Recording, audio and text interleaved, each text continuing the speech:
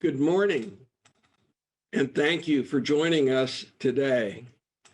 I'm Ken Nemeth, the Secretary and Executive Director of the Southern States Energy Board. The Southeast Carbon Utilization and Storage Acceleration Partnership, or what we call SECARB-USA, builds on the successes of its predecessor sister project, the Southeast Regional Carbon Sequestration Partnership, known to all of you, I'm sure, as SECARB.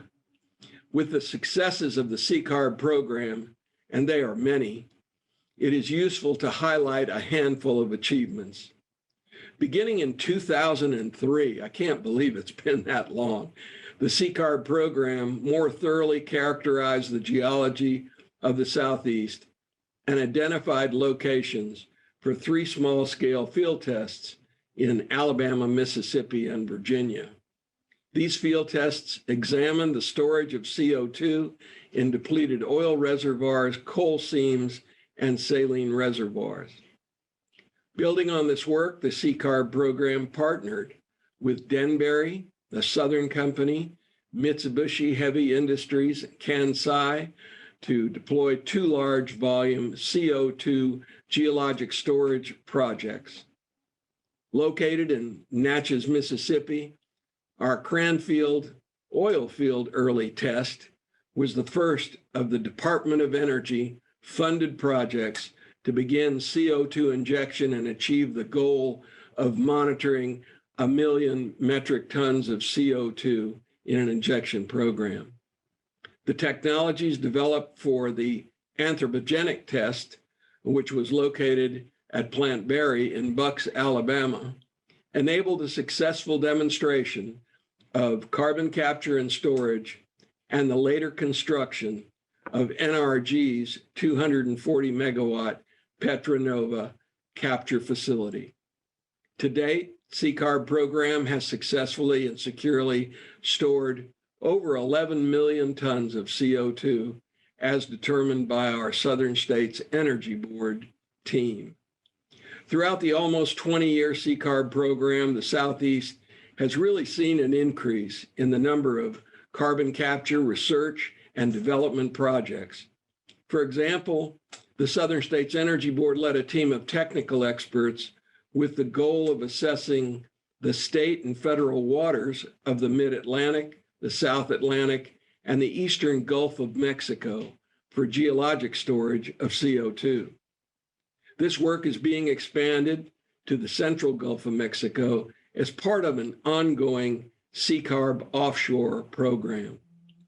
Further, the ongoing project to establish what we call an early CO2 storage project or complex, or Project ECOS, is evaluating the subsurface geology in Kemper County, Mississippi, to determine suitability for regional CO2 storage. Current estimates indicate a CO2 storage capacity in excess of 1 billion metric tons, suggesting this area may serve as an industry CO2 storage hub. In addition, the SSEB-led direct air capture project will demonstrate an emerging technology for future commercialization that will capture CO2 directly. Also, in collaboration with the University of Houston, SSEB has organized a CCUS commercialization leadership consortium of industry subject matter experts that will have interest in removing barriers to the development and deployment of CCUS. As part of this 5-year effort, a roadmap is being designed to assist in the identification of impediments to CCUS with a path forward toward commercialization. During Q2 of 2021, and it always amazes me when I think about this, I'm talking about 1 quarter of this year, the SECARB-USA project team has held 51 separate meetings with interested industry, academic, and government entities to discuss carbon capture technologies and identify areas of collaboration. When it comes to CCUS, the Southeast is open for business, both technically and environmentally. As with the SECARB program, the primary objective of SECARB-USA is to identify and address regional onshore storage and transportation challenges facing the commercial deployment of carbon dioxide capture, utilization, and storage technologies. To this end, the SECARB-USA project team has identified prospective storage complexes in the region and developed a methodology to estimate the costs associated with characterizing these storage complexes for Class 6 UIC permitting. In addition, the project team has developed preliminary infrastructure build-out scenarios that facilitate source sink matching. And moving forward, the team will continue to evaluate infrastructure build-out scenarios and the creation of a CO2 economy in the Southeast. Today's panelists, I'm so proud to say, are Dr. Susan Hovorka, Senior Research Scientist at the University of Texas's Austin Bureau of Economic Geology, Katherine Zimmerman, Business Development Manager of Wood PLC, and Dr. Richard Esposito, R&D Program Manager for Geoscience and Carbon Management Research and Development at Southern Company. These speakers are experts in the field of carbon capture, utilization, and storage. And we're proud to have them here today to provide you with an overview of CCUS activities in the Southeast and answer any questions that you may have.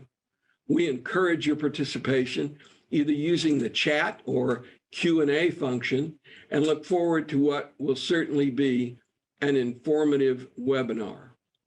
And now let me call on our moderator, Turney Foshi, to guide us through this SECARB webinar. Turney. Thank you, Ken. All right. Hope everyone's doing okay today. I'm Turney, like Ken said. First, I want to talk a little bit about our final version of our Southern States Energy Board Energy and Environmental Legislative Digest. It's due out next week, and I hope you'll return to our website then to peek inside some of the various bills and resolutions that we've tracked over the past 8 months. There's a handful in there that relate to carbon capture incentives and studies related to carbon capture. And that's a trend that we think is going to continue for the foreseeable future. So check out the digest. You can check out previous year's digests on there as well. You're always going to find something interesting in those. And right now, we're going to move on to our first presenter. That's Dr. Susan Hovorka.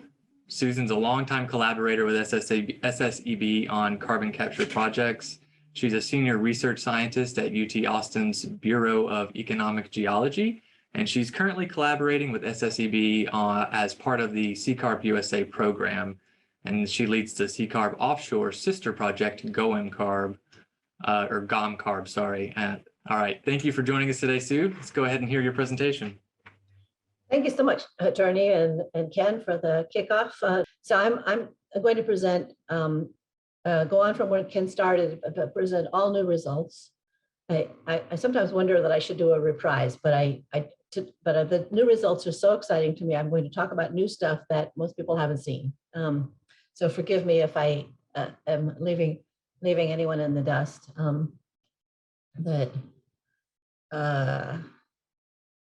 This is work done by the team of the SECARB group. I'm looking for my slide advance thing. There, I got it. So the hottest news, as Ken noted, is that we are seeing a very big increase in commercial interest. So this is just 1 quarter breakdown of the amount of requests. As Ken said, there in 1 quarter we had 51 requests for information. And the exciting thing is, look at the pie chart with the yellow area showing the upswing in the amount of commercial industrial interest. Just the phone ringing off the wall.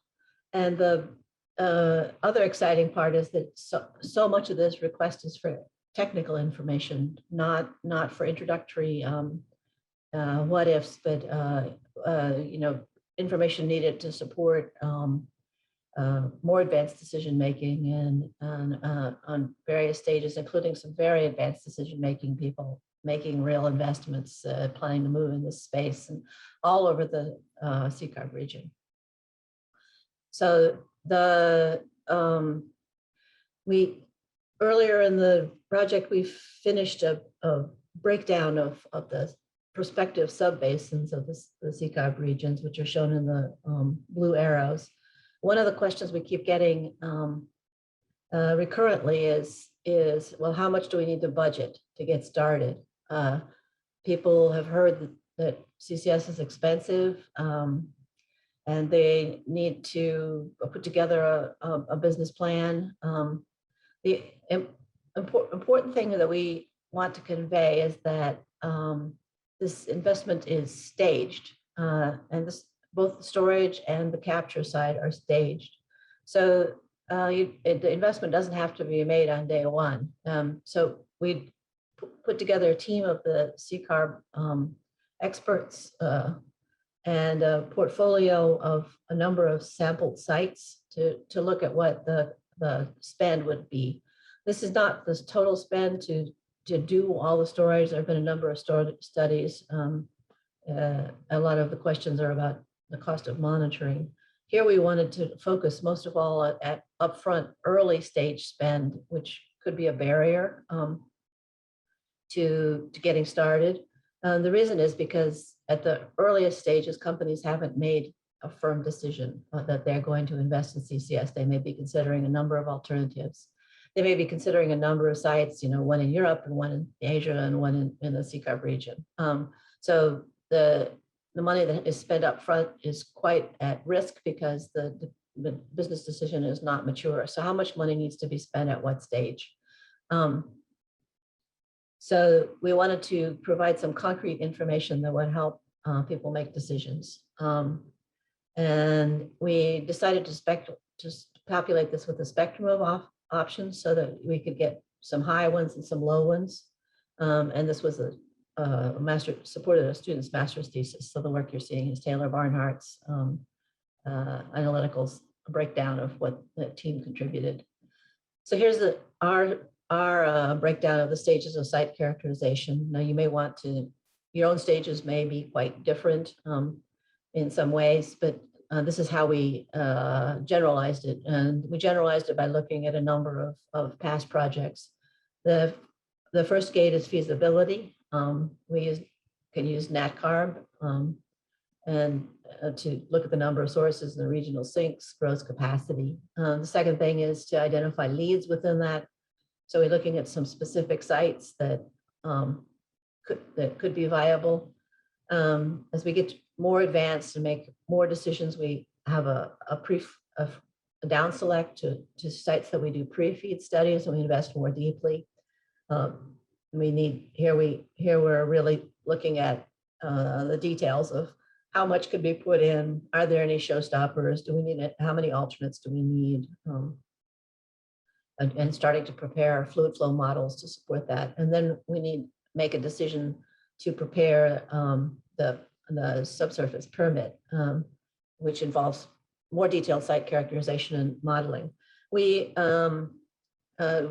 framed all of this as how much work was needed to get a Class 6 permit. So the categories we worked with were set by EPA, and then the states will be equally stringent. So these categories will exist across the whole US. So we decided that there were two variables that had not been assessed, and why we needed to do this study is there's an urgency. How much do we need this data in order to make a decision? And all sites are not alike in how much data you need to make a decision. For example, when there's been a lot of subsurface work, you may know that you may have a lot of confidence that you have a storage unit, whereas in another place you may need to find out if there is even suitable subsurface unit that could accept CO2. And that would score differently on the urgency. Then the other thing that feeds into this is data density. How much data are available? If you can use existing data, you can defer or maybe avoid significant new data collection. So we made a cross plot of two sets of rubrics that we were quite detailed, and 49 categories with each one divided into 3 or 4 classifications, and then we sum them together. So the high end score of 12 means that the data density is not good. There's not much data, and the urgency is high. So investors are going to need to collect this data very soon in order to progress across the maturation of the feasibility and of the study. Whereas if you're down in the greens, you can defer or maybe avoid making this investment. So we considered 6 a passing score. It's a bit soft. It would depend, of course, there's some site-specific and project-specific variables in this, but we wanted to look at a portfolio of this options. So here, to give you a little idea, we looked at, for example, how much information was available in groundwater resources.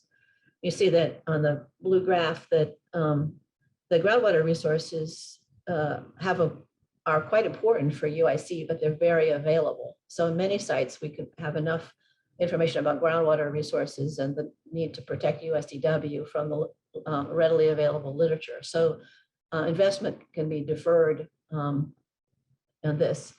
Petrophysical data, such as porosity and permeability, is a scatter. Some sites we need it desperately, some sites we can get it from existing. And then some things like how the multi-phase fluid flow is going to occur for fluid flow modeling are not available for very many sites at all. So it becomes quite a high need and score. And this drives some of the DOE and industrial investments toward drilling test wells and being able to collect this core-based data.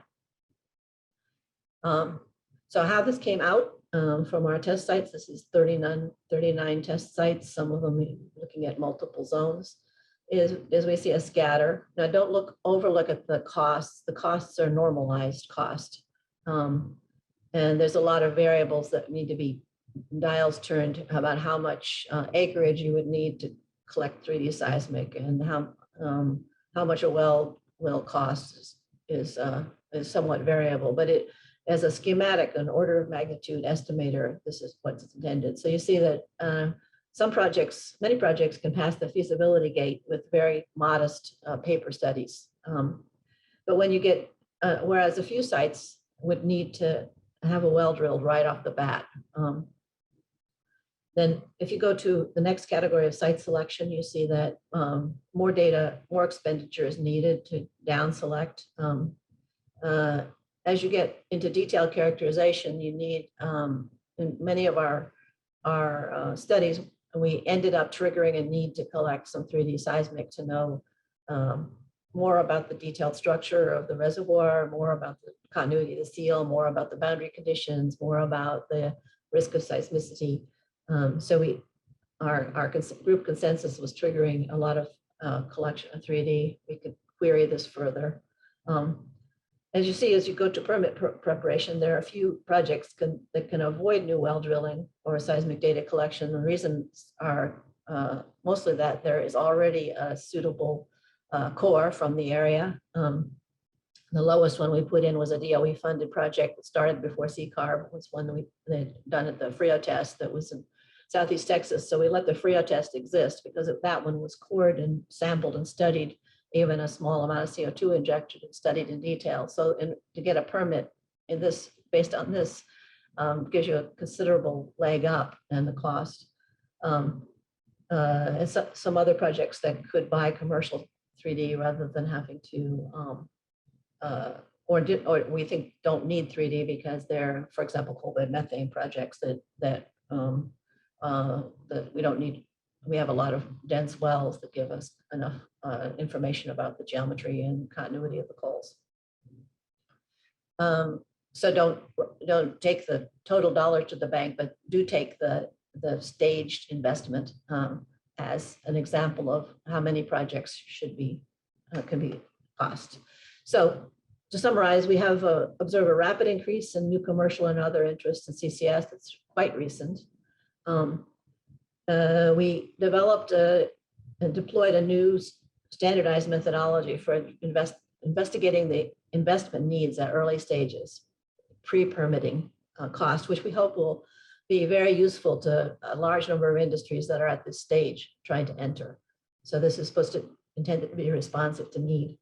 And the new method will be made available shortly. We've got one more SECARB review and a submission to DOE, and then we will be able to share the methodology with others. We're also hot on the trail of additional refinement. The next thing on our agenda is geotechnical support for infrastructure assessment, which we're quite excited and energized about. That'll be blasting off in the next month, I hope. So I want to give credit to this work, which has a collaborator of many, which I seem to have forgotten to list, but please let me thank all the SECARB partners and teammates who worked on providing this data. So thanks. All right, thank you, Sue. If you could stop sharing your screen. There we go. Okay, that was good. I think we're going to hold the questions for the end. Let's see, we're going to move right along to Katie Zimmerman. Katie is the Business Development Manager for Energy Transition at Wood, and she's here today to talk about decarbonization in the energy consulting and engineering space. Thank you for joining us, Katie. Go ahead and take it away. Thank you for having me. So today, as mentioned, I'm going to talk about the role of CCUS in the energy transition. What we're particularly excited about as Wood is we're a bunch of scientists and engineers. And so when people start talking about decarbonization, what does that really do for us across all the industries that we play in, whether that's more traditional oil and gas, mining, dealing with steel mills, even pharmaceuticals, power plants. It brings about a lot of exciting projects. So what we do at Wood is we're an EPC, but our vision is to inspire with ingenuity, partner with agility, and create new possibilities. So since what all of our clients are talking to us about is decarbonization, that's what I'm going to talk to you about today. So really, where does decarbonization fit in? What we're doing is looking at it holistically. So we have what we call the SCORE methodology, which looks at opportunities for you to substitute. It's like substitute feedstocks. This is where hydrogen, which is ever so popular for everyone to talk about, can come in, use of renewables. And then what we like to talk about a lot at SSEB, C is for capture, so carbon capture projects, and what makes sense for various clients in that space. And then I'll talk about trends that we're seeing. And O is for offset, which is my least favorite, so I'm going to breeze right over that. R is for reduce. So that's basic things that I think a lot of us engineers have been doing forever. Like, how do you keep your compressors online? How do you make your process optimized? But really what we see is capture being a valuable tool in the toolbox that our clients are looking to figure out how could they use it, how should they use it, and where does it make sense, kind of like Sue mentioned, to be rolled out in a portfolio. Is it projects in Europe? Is it projects in my personal favorite, Texas? Or what makes the most sense? So when we look towards the future of what is possible, especially with CCUS, we first look at the past. So at Wood, we've done about 130 CCS studies since the mid-1990s, and we've been providing EOR projects in the Permian for about 20 years. To date, most of the CCUS projects that we've seen built in the US have been used for EOR, but in the first part of this year, we have secured more than 20 individual CCUS related contracts.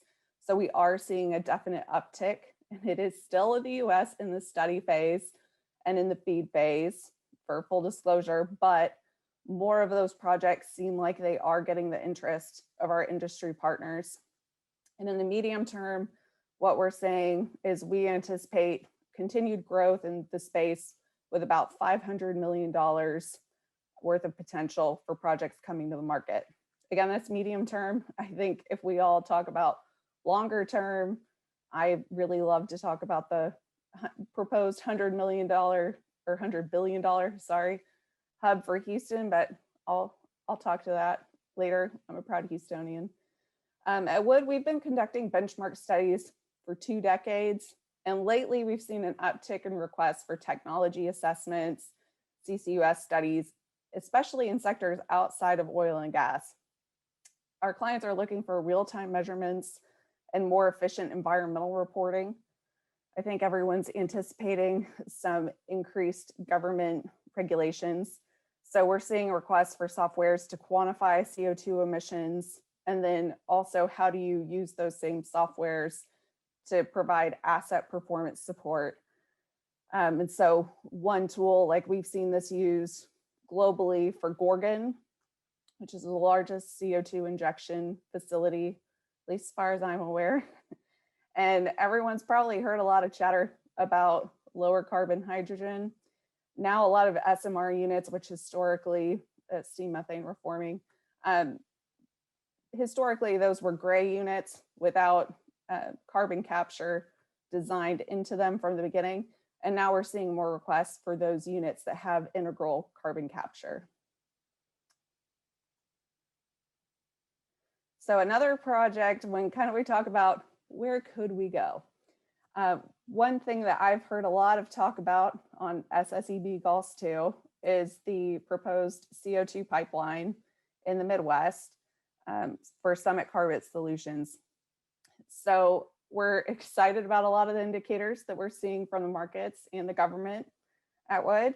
And one of the projects we've been working on is the CO2 pipeline for Summit Carbon Solutions, which captures carbon off of ethanol plants in the Midwest, compresses it, and then sends it by pipeline for injection and sequestration in North Dakota. So it's not for EOR. That's another change from what we've seen historically. By 2024, the goal of the project is to handle about 12 million metric tons annually. So when you think about how much that is, Summit says that's the equivalent of taking about 2.6 million cars off the road per year. And as we see more states seeking primacy of those Class 6 injection wells, we're hoping that more of these conceptual studies become large-scale CCUS projects. Okay, so why do we care about what the DOE is doing and where that could have implications for our industry?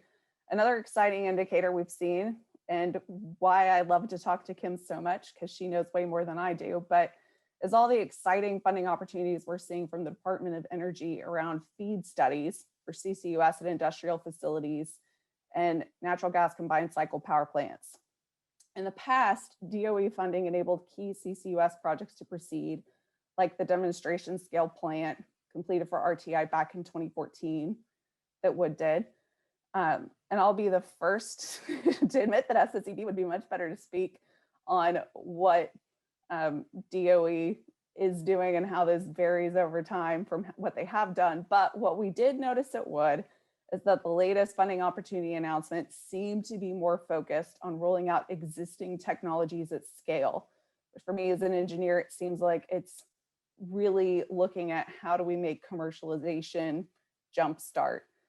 And such activity could be used to get hubs and clusters to take off in the US, which is what I'm most excited about.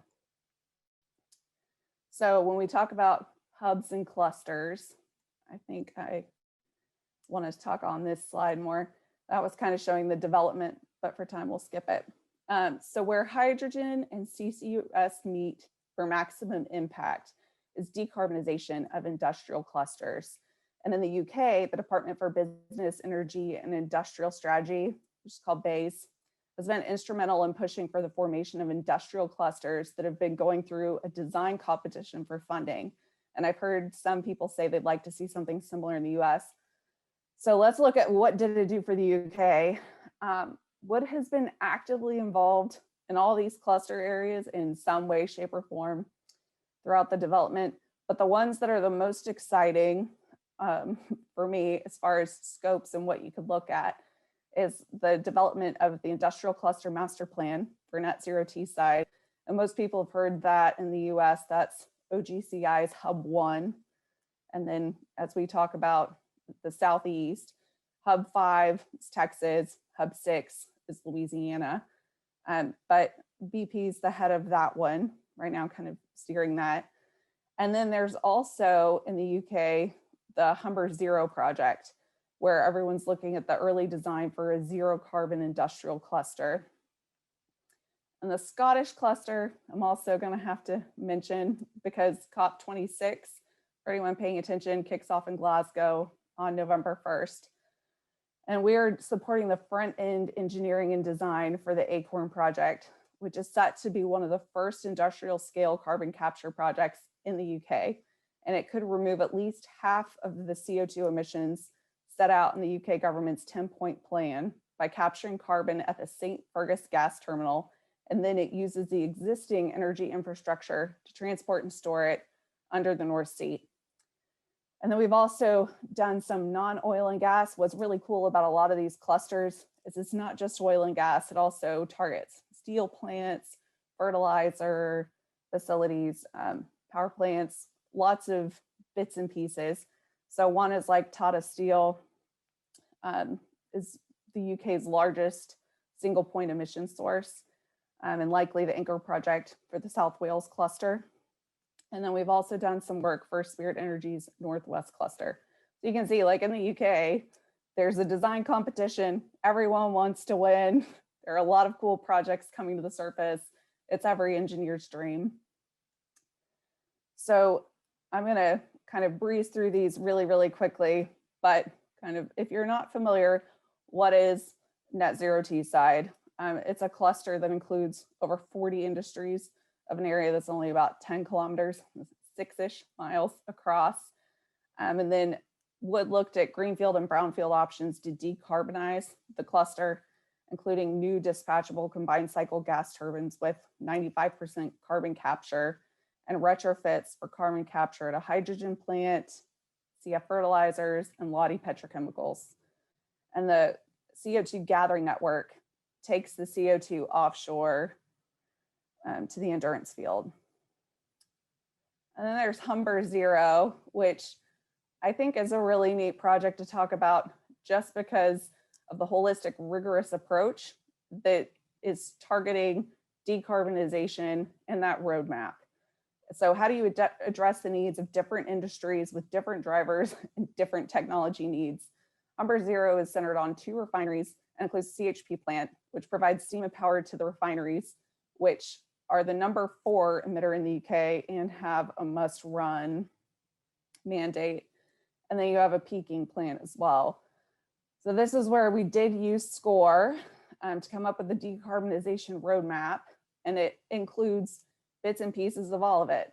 Where can you substitute fuels? So this has green and blue hydrogen. And then you have carbon capture. You have post-combustion carbon capture for this one, just to be clear.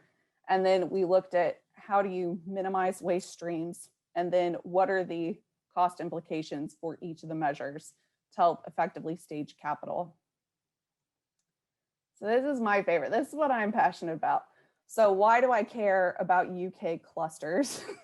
Where everything really comes together for me, and what I like to talk to Kim about, is how do we use some of this DOE funding that's coming out and these DOE opportunities for feeds to start creating these hubs.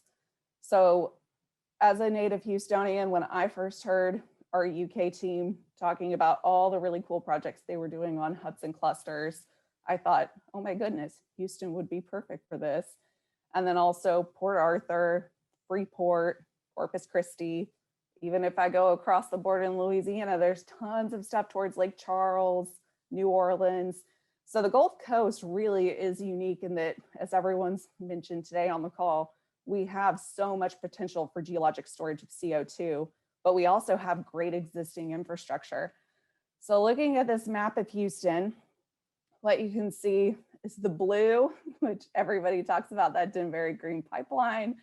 And then we've also got in the yellow, you've got hydrogen pipelines. And since areas like Houston, Port Arthur have a rich downstream history, there's already existing hydrogen infrastructure. Our problem is it's not lower carbon hydrogen, which I think we can change over time. And then if you look really, really, really carefully, you can see there's green, which is ammonia pipelines as well. So what we've done is we've gone through and we've identified the top emitters in the area. And then we've also kind of cross-referenced, you'll see we have some teal dots. Those are OGCI related facilities. And then we've gone and called out potential large-scale hydrogen users. And then for fun, and I know we've all talked in SSEB about how feasible is utilization and at what scale for CO2, but we tried to think of what are some users that could take advantage of a large source of CO2 being available. Obviously, if you got it to the right grade, et cetera, et cetera. So we looked at like hospitals, breweries, just for fun.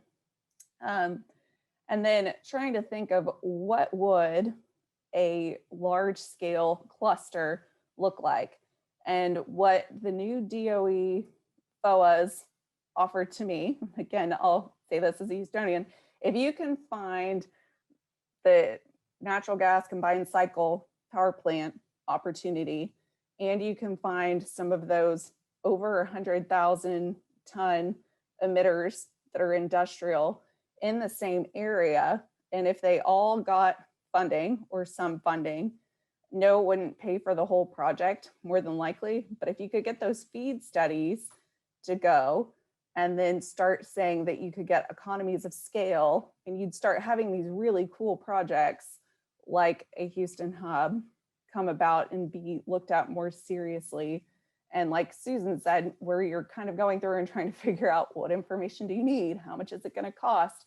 A lot of people have questions on how much would it cost? And people are looking for more certainty. Like I have clients ask me all the time, what do you think is going to happen with 45Q? What do you think about the policy landscape? So there's a lot of exciting stuff that we're seeing coming down the pipeline. And really the debates we're having right now is more, please define short-term, midterm, and long-term, and what's feasible and what's not. And I would definitely say Kim is more of an expert than I am and all the people at SSEB, so I defer to them. But that's really what my main pitch is how do we, as engineers and scientists, push some of these projects ahead and make them happen. So thank you for your time. That's really all I have. All right, thank you, Katie. That's definitely a nice perspective to add today to round out our discussion. And to finish up our discussion today, we're actually going to have our last presenter is going to be Richard Esposito. Richard is a great friend to SSEB. We're always delighted to have him speak on behalf of Southern Company. Richard is a primary partner for our regional initiative, SECARB-USA, and we've collaborated on many projects and meetings in the past. Thank you for being here today, Richard. Let's hear a little about Southern Company's CCUS outlook and current activities. Thanks for that. So let's first start off and just kind of talk about Southern Company a little bit. We're pretty much now across the entire United States. We have our regulated business in the Southeast with Alabama Power, Georgia Power, and Mississippi Power. Southern Power operates unregulated units across the United States, has a lot of renewables, and does operate natural gas combined cycle units. And then with the purchase of Atlanta Gas Light, Southern Company Gas now owns gas transmission across many parts of the United States, as well as natural gas storage and some LNG facilities, which is interesting. So we do have greenhouse gas reduction goals. Those are metrics that 2030 and 2050, and we are actually meeting our 2030 goals already. And if you look at the fine print in the bottom, A lot of that is driven by fuel switching from coal to natural gas, but also from COVID and reduced dispatch and reduced emissions associated with that. But we're on good track to meet those reduction goals. The big question is, how do we get to 2050? And what do we have to do to be net zero in 2050? So before I launch into this slide, these are a few of our beliefs. Let me try to say something profound here. So CCS, in my opinion, is one of these technologies that's kind of on the bubble right now. I mean, in the industrial industry and oil and gas, I mean, a lot of the things that they do, they're going to emit CO2 and they just need to deal with it. I mean, we have the opportunity to deploy non-carbon emitting technologies if we can figure out how to do that. Obviously, renewables are something that we're looking closely at. Advanced nuclear is something we're looking at.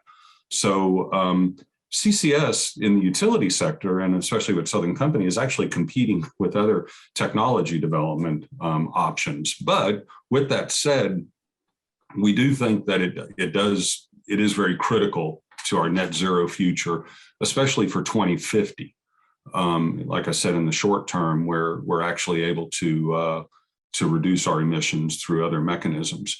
And the other thing with CCS is it does integrate well with other net zero approaches, like with steam methane reforming, hydrogen, and bioenergy CCS. So it's not just retrofitting post-combustion carbon capture on a coal or gas plant.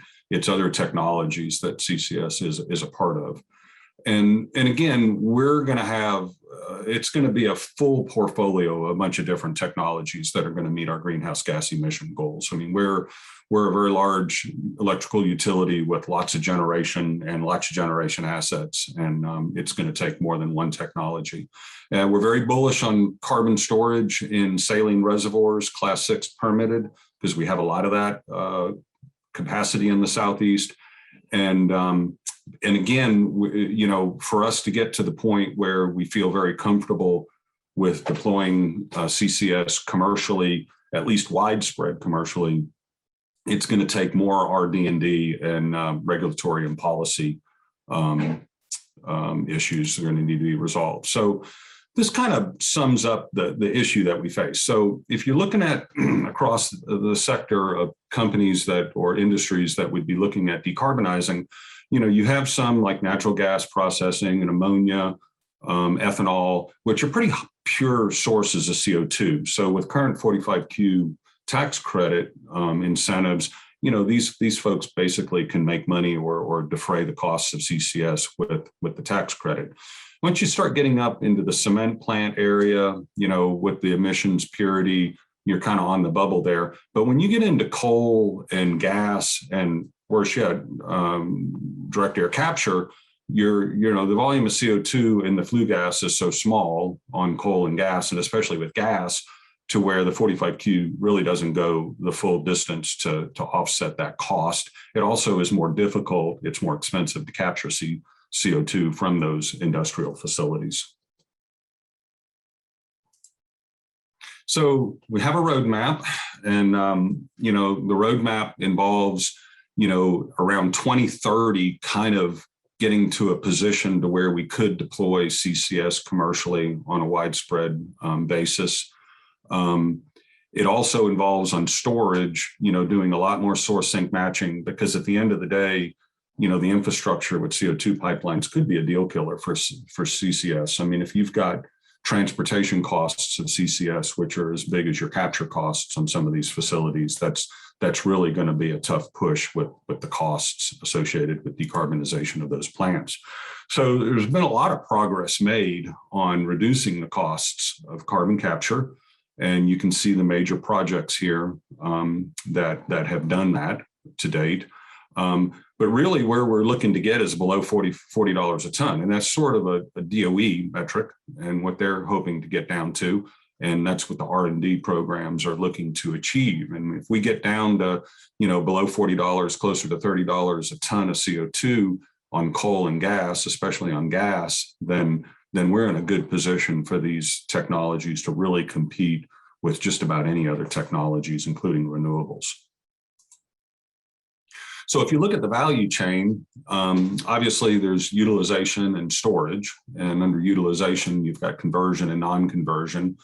And, we're looking at a lot of these different types of technologies at the National Carbon Capture Center, which I'll talk about in a minute. But for storage, we're looking mostly at dedicated CO2 geological storage in saline reservoirs.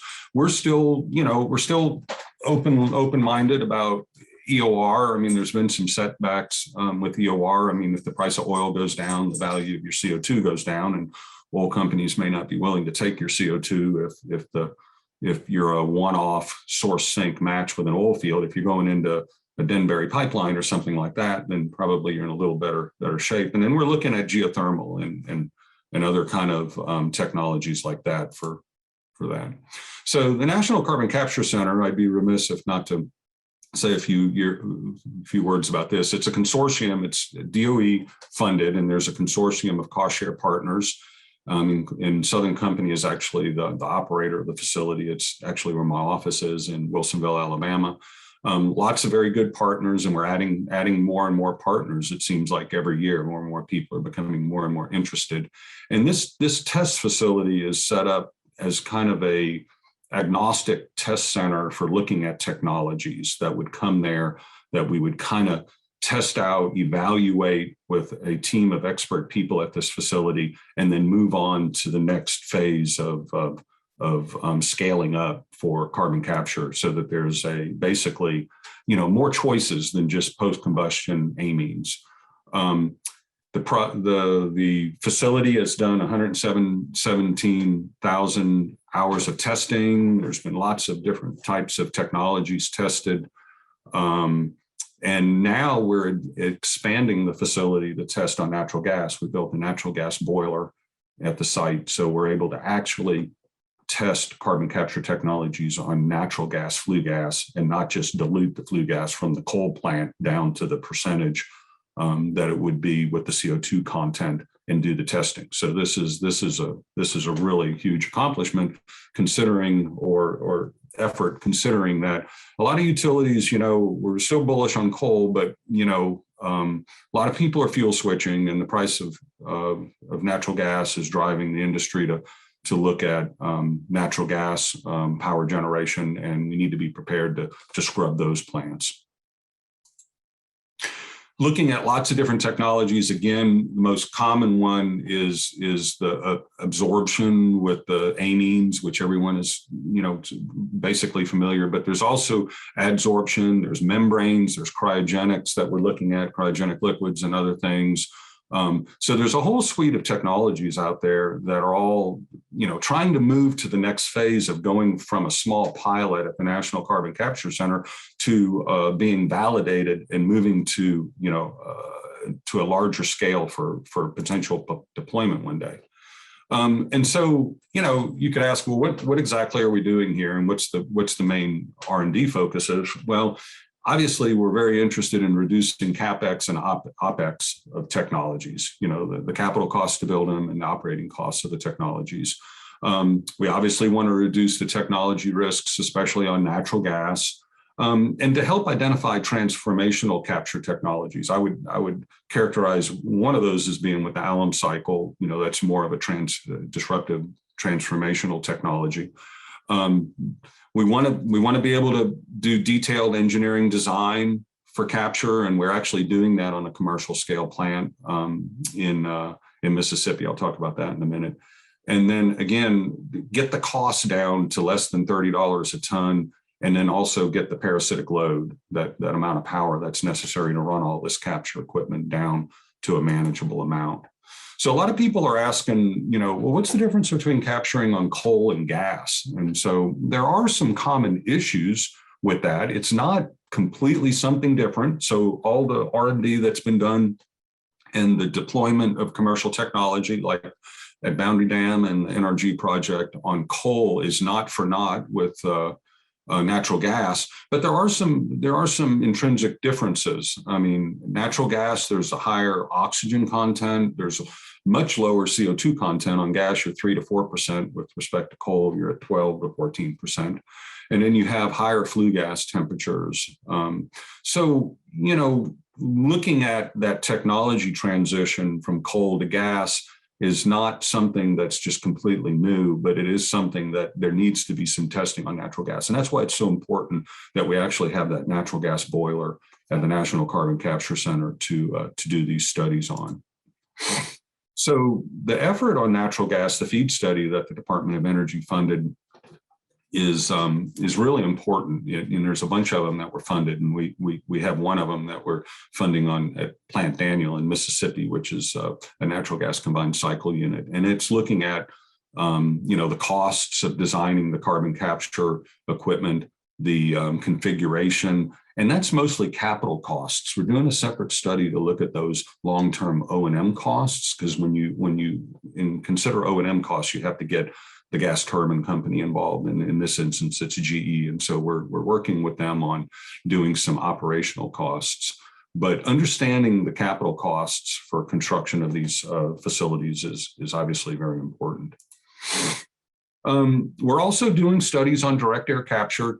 Ken mentioned about one project that SSEB has that's at the National Carbon Capture Center. There's other direct air capture technology vendors that are talking to us and that we're integrating with, and we're looking at doing that. We're also looking at bioenergy, separate, obviously from the National Carbon Capture Center, and then just other things like reforestation, agricultural soils, and coastal wetlands, all in a portfolio to mitigate carbon.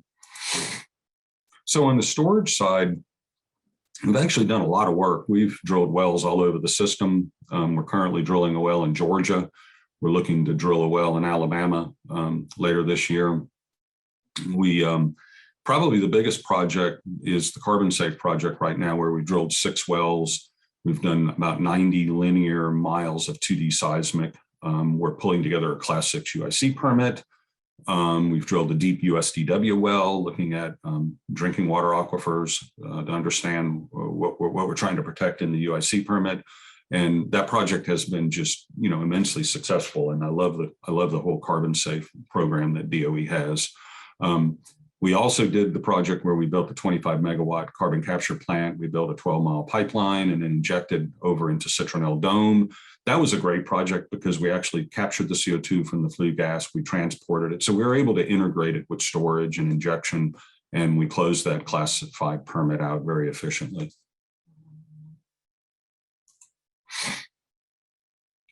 So this is, I've had to identify what I think are some of the remaining, program objectives for carbon storage. And, I feel really comfortable about the risk profile of saline storage. I feel like all those technologies and methodologies and things are lessons learned from the oil and gas industry. We probably still need to do a little work on monitoring and verification of the injected CO2. I wish we had a silver bullet with that, but we have technologies that are able to do that. There can always be improvements on modeling and understanding that. And a lot of people are now concerned with induced seismicity and pressure maintenance and things like that. So we do have our eye on those type of things. It's real important for us as a company to know source sink matching. And while we've been involved in a lot of projects with the Department of Energy, we've drilled wells across our system, but a lot of those were kind of low-hanging fruit, coastal plain sites where we kind of knew going in, we probably had good storage geology and good storage capacity, but now we're going in and filling in the gaps. So we're currently, like I said, drilling a well in North Georgia, which has been challenging, but we're making headway on it. And then we're looking to move over to Alabama. And both of these wells are in the Valley and Ridge. They're not in kind of, as Sue Hovorka would put them, fat cat kitty coastal plain sediments, which are easy to drill in and easy to store in. These are formations that are fractured. You've got karst. You've got some dolomitic and chert layers that are hard to drill through. They're just things that present additional challenges. And again, identifying these source sink matching. So let me give you a perspective. So, so we have one plant that, a natural gas plant that probably the cost of retrofitting the natural gas plant would be around $600 million for carbon capture for the size of this plant. As we know it right now, it's probably 150 miles to the closest carbon storage site that we know that is viable. So if you look at the costs of the infrastructure of building that CO2 pipeline, it probably is equal to, if not more, than the carbon capture cost. And you just, CCS can't bear that burden of cost unless you're pooling multiple sources with one regional storage hub sink, and that might work, but for one plant, you can't do that. So understanding source sink matching, that's kind of why we're drilling some of these wells off the beaten path of where we drilled wells in the past. And then understanding the externalities is always important. Class 6 permitting, I'm glad we're going through that process right now. Pore space, I'm not so concerned with pore space as a lot of people are. Complying and securing with the 45Q tax credits, and then public acceptance, and now environmental justice is a big deal that we're looking at and trying to understand. So this is kind of a map of our system in the Southeast, and we kind of break it down into areas where we, it's probable, or I would say highly likely we could do carbon storage. We've drilled wells at Plant Berry. We've drilled them at the Plant Radcliffe. We've drilled them at Plant Daniel, all, very, very good wells. And then we got a lot of areas that, like you got the Piedmont, which is igneous and metamorphic rocks, which is improbable, or it's just not going to happen. And then you've got this valley and ridge section up in North Alabama and North Georgia. And that's the section that we're really interested in understanding right now, where we're drilling these 2 wells, is looking at those areas for carbon storage so that we can move them into either the probable or the improbable. So at least we know what we're dealing with.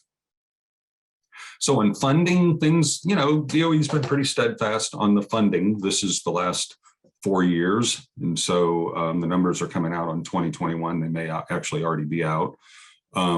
But, we feel pretty good about that, as long as, we keep moving forward with programs like Carbon Safe and SECARB-USA and other regional initiatives around the country, I think we're doing pretty good on the funding side. So with that, I am done, and I appreciate everyone's time today. All right. Thank you, Richard. As always, very informative presentation. If you could stop your screen sharing, we'll go ahead and move right on to the Q&A. We've had a lot of questions, actually. First, we have a couple clarifying questions. Katie, I think you may have answered this one in the chat, but just for the benefit of everyone else listening along, could you provide us a status update on the RTI Polk Power Station? Sure. So the RTI project was a demonstration, and my understanding is the technology was successful, but the project was shut down and the gas fire was demolished. Okay. And you also had another question for you, Katie. Who was it that you said was driving the Louisiana hub? I did not say. Oh, okay. I didn't say who's driving Hub 5 or Hub 6. Okay. And then that's something that will be answered in the future, I assume? Yes, I don't know that anyone's publicly said. I think everyone's kind of, what I will say is publicly like Hub 5, with Exxon being so vocal talking about their request for $100 billion for the Houston hub along the ship channel. Everyone's kind of assumed, okay, so Exxon would lead Hub 5. And then when you look at Hub 6, I just kind of would say, I would think about who probably has the most to gain from it. And that's who I assume would probably be in the driver's seat. Okay. So, yeah. See, next question we have is for you, Sue.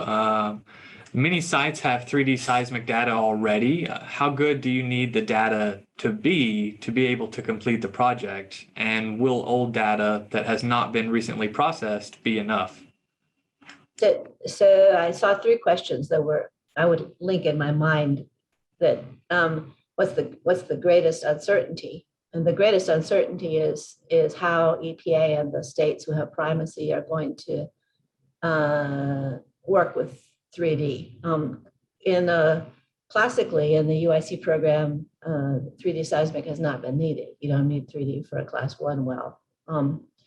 But the industry practice recently has had, and the increasing value and decreasing cost of 3D seismic has made it a best practice. The question is, how aggressively will EPA move toward adoption of this technique as a requisite best practice. And the need depends on what you need. I think the concern about induced seismicity is also elevated. So, and then in our work, we know that you need to know the performance of the reservoir in terms of boundary conditions. For example, the Equinor's Snøhvit project in the Barents Sea offshore Norway had trouble because of compartmentalization. They had to expand their drilling operation at some cost because and even though they had 3D, they had to reinterpret it. So it was a driver toward better and better 3D. So that I think that the greatest uncertainty is how much 3D is needed, how much quality is needed, whether EPA will also want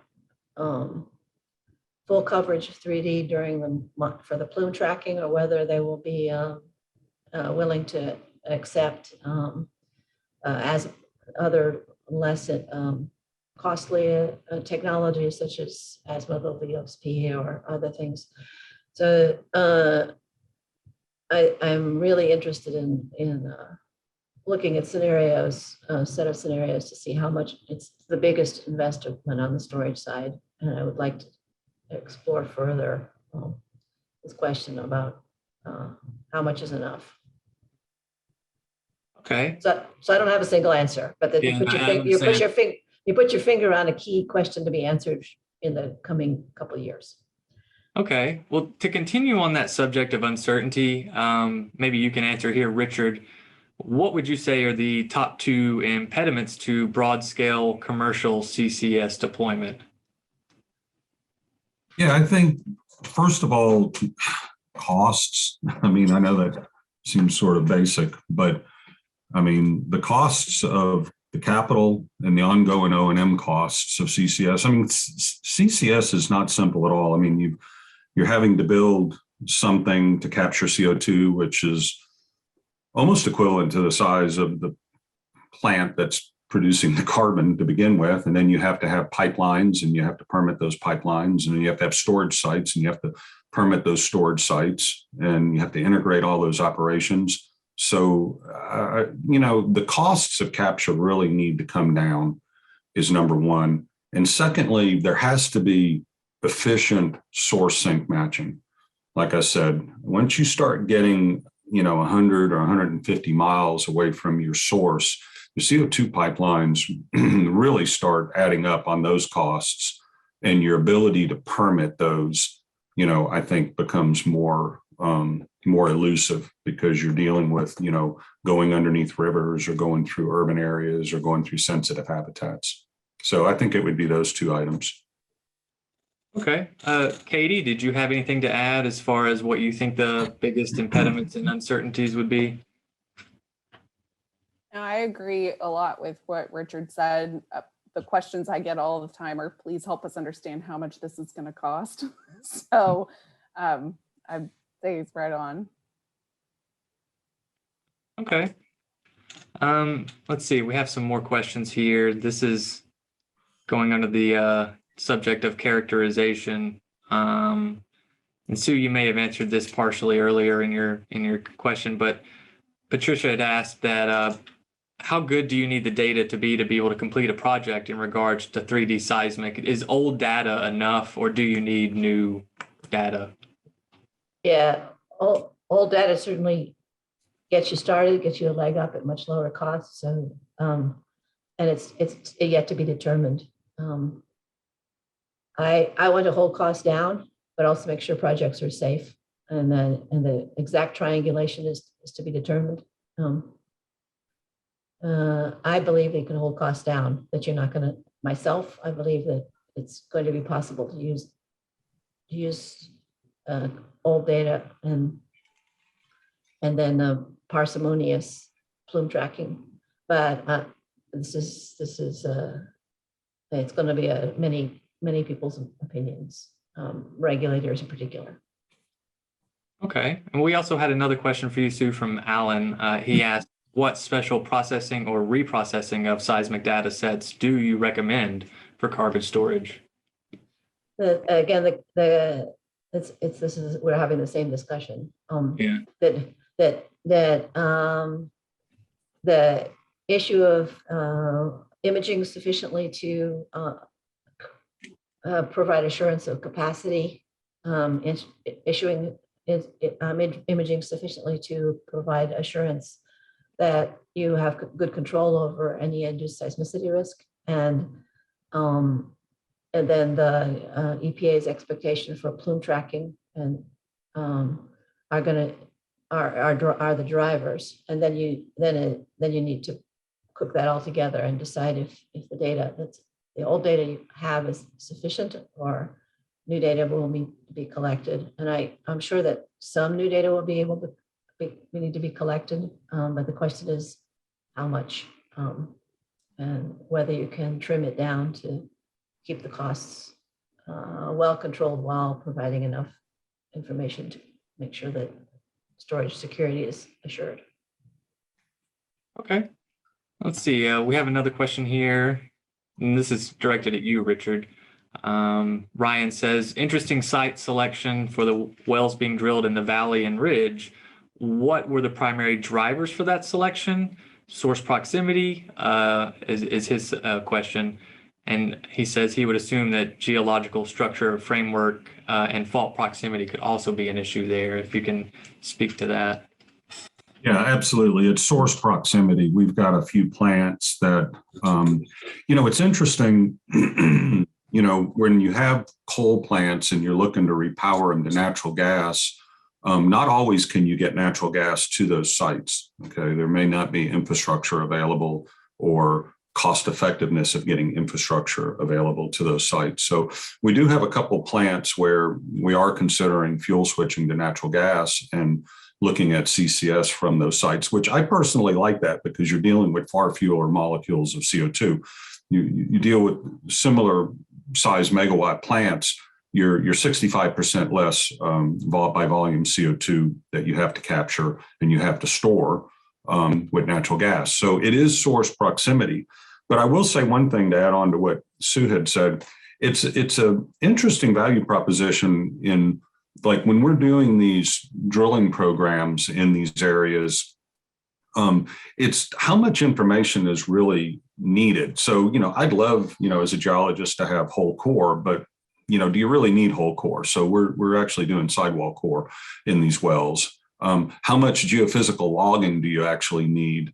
How much data do you need? So these wells are essentially, they're feasibility wells, but they're almost pre-feasibility wells. It's almost like, okay, there's something there or there's nothing there. And then we would have to go back and do a more detailed evaluation of whether really it's technically feasible to do commercial scale storage. So these are kind of pre-feasibility wells, and they're just, getting the bare amount of information, getting the information and grouting the wells completely up, abandoning them right after the project.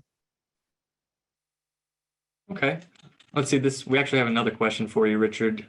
This is from Darren. He says, it looks like you have enough information to map the region using the CO2 storage SRMS framework. Does Southern Company or maybe SECARB-USA have plans to do that?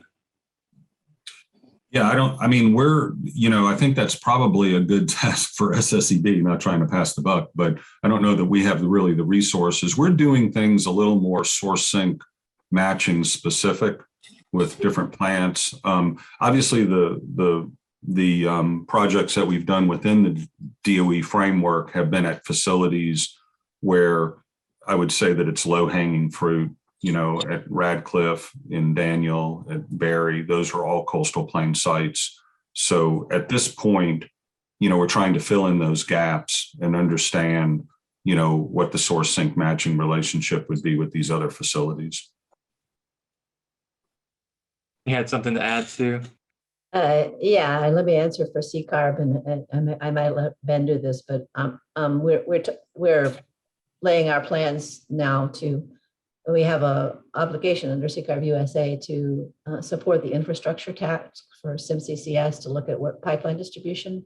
And I think it's going to require an update of the NatCarb database so that we can more aggressively point toward source sync matching options to highlight what the distributions and possibilities are CCARB region wide. And one of the ways through it is to do, as Darren suggests, a screening on confidence level. I think we might push it down to lower confidence levels to say some areas we have really dense data, but other areas we need to, there's higher uncertainties, but we can still provide some initial information, So we're going to be working on a value of information type approach to add on to the NatCarb database. We're going to be talking about this September, and Darren, if you guys have other pointers about what you'd like to see done, let's talk more. Okay, we actually have another follow-up question for you, Sue. This is regarding site selection again. What do you see as some of the technical gaps or uncertainties towards or in regards to optimizing site selection? I think Richard put one of his fingers on it. We want to keep the cost down. So, and pipeline is the big capital cost, hard to finance the pipeline. So we think we want to push sites close to facilities, close to capture points. And there's some compromises that need to make. So the exact set point on how good is good enough is interesting triangulation. It's as you lose data density and get increasing uncertainty, the cost of characterization goes up and the risk of not getting a viable site goes up. But you can support quite a number of $15 million probes into site or less, as Richard was saying, first to just see if there's even a subsurface unit that could be characterized. That's one well, to probe it. And the DOE's made a bunch of investments through the years in this, and it seems to be a valuable thing. Sometimes they're wildcats. Sometimes you get something, sometimes you don't. But adds a lot of, lowers a lot of cost. And then what's the value of accepting smaller volumes, lower rates, more wells closer to a facility and reducing the pipeline? Where's the trade-off? And to put something in perspective, one of the things I've done with my executive management is educated them that, so the costs of drilling one well and understanding the storage geology in one discrete point really is about the cost of 1 or 2 linear miles of a CO2 pipeline. So when you put it in perspective like that, even if you spend $2 or $3 million and you prove a negative, you've at least demonstrated that, okay, maybe we do need this long CO2 pipeline, and that goes into the internal resource planning that would drive other technologies or looking in other directions for storage reservoirs. But if you get Kemper and you have no pipeline length, you win the big one. So geologists are very comfortable with this, and we need to export our willingness to explore the subsurface to share with other parts of the CCS value chain and say, yeah, we take some risks in terms of probing uncertainty. And the risks are exploring for storage volumes are actually easy compared to traditional geoscience. We're not exploring for gold. Easier. We have an easier time exploring for storage volumes. Okay. A lot of interesting questions still. Let's see. This question doesn't really have anyone in mind, so maybe all of you can toss your hat in. But the question from Patricia is, can anyone offer any perspective on how long it will take to get Class 6 well, to get a Class 6 well? Are people seeing more resources at EPA making the process quicker? Yeah, I'll start off by saying a few things. I mean, traditionally, the Class 6 program has gotten a bad rap because they have taken a long time to issue these permits. I think that state primacy is very important. If you talk to the folks up in North Dakota who now have state primacy, they feel like they'll be able to turn around Class 6 permits in literally 1 to 2 years, which is fantastic. I think the same thing will end up happening in Wyoming. I'm glad to see Louisiana moving forward with primacy. There's several other states that are looking at it. I think that's going to take a lot of pressure off of EPA to where they can focus in on the Class 6 permits that are not in areas where there are primacy. But there's a lot of funding that's with the infrastructure bill and other things that are moving forward, the SCALE Act, for EPA to get resources. And I think it's a resource management issue for the most part. I mean, there's a steep learning curve there. There's been a steep learning curve with permitting Class 6, both on the industrial side as well as the EPA side. But I think that things are moving in a very good direction with that. Anybody else want to contribute, or sorry? Yeah. No, I noticed that Darren had mentioned that the amount of money that's going to be on the chat box that's going to be towards Class 6 permitting. Okay. Well, we actually have one question for you, Katie. It's focusing on utilization of stored CO2. They ask, how can the CO2 be used once it's stored? It could be used for geothermal and what else? Or do you simply want to just contain it? So most of the projects that I'm seeing right now are about actually containing it just because of the sheer volumes we're talking about. But I do know that we have looked kind of, and I would say it's more theoretical, at what else could you do with it, but I haven't seen any real traction in the space. So like we hear about, and this is before you would send it underground, but you know, could you put some of it in concrete? So you do carbon capture off of, you know, cement plants, and then what do you do with it? So there are a lot of products that are looking at using it. And I know we've talked about like, how do you get CO2 to food grade? So would people be willing to use it for, you know, sparkling water that's so in vogue right now, for seltzers, for beer? And then talked about it for cleaning, for hospitals. But again, I haven't seen any detailed analysis on how much does it cost, because that's what a lot of these studies come down to. And then how much volume could you actually use to take it away? So I'm sorry, that's probably not a great thorough answer, but big answer is I don't really know. We'll see. Right. I think Sue has some more to add here. If you want to go ahead, Sue. Only a pitch for past success, CCARB and DOE successes, that as a tag end of this, the early test at Cranfield, that Lawrence Berkeley National Lab did a quite successful test of CO2 as working fluid for geothermal. This it was only a test, but it was promising and interesting. The CO2 is not as good a heat carrier as water, but its viscosity is so low that the net heat transport is favorable. And the big plus up is we used what they designed, a thermal siphon, so that it needed no pump, which was, so the heat gain, it was the CO2 density change was driving a thermal siphon. Barry Freifeld published this. It didn't work, but it worked enough to be quite favorable to say we should look again at CO2 geothermal. And the volumes would depend on the engineering, but and it was a storage. You know, many of the usages you're talking about, Katie, are not storage as their usages, but they're not storage. So what we want to, which is fine, but we want storage so that we can, you know, work toward net negative, that kind of thing. So the ones that will take CO2 out of the system and keep it out of the system are part of the quest, and geothermal might be part of that package. Okay.